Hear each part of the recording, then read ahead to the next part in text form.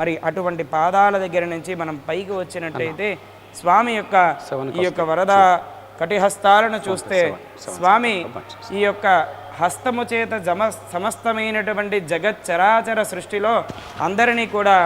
అనుగ్రహిస్తూ ఉంటాడు. ఆ యొక్క స్వామి వాత్సల్య గుణము అనేటటువంటిది ఈ యొక్క వరదాభయ హస్తాల ద్వారా మనము చక్కగా స్వామి యొక్క అనుగ్రహాన్ని పొందుతూ ఆ యొక్క అలా పైకి వచ్చినట్టయితే స్వామివారి యొక్క దివ్య ఖడ్గం ఉంటుంది. సమస్తమైనటువంటి మనకి ఉండేటటువంటి శత్రుబాధలు ఈతి బాధలు అవన్నీ కూడా పోవాలి అంటే ఆ యొక్క దివ్య ఖడ్గాన్ని దర్శనం చేస్తూ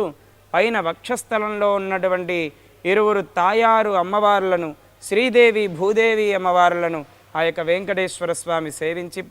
ఆ యొక్క హృదయమునందు నిక్షిప్తం చేసుకొని ఉన్నాడు వెంకటేశ్వర స్వామి. ముందుగా ఆ యొక్క శ్రీదేవి అమ్మవారిని చూస్తూ ఓం శ్రీ మహాలక్ష్మీ నమః అనుకొని నమస్కారం చేసుకొని, అలాగే ఆ యొక్క భూదేవి అమ్మవారిని చూస్తూ ఓం నమో భూదేవ్యై నమః నమస్కారం చేసుకుంటూ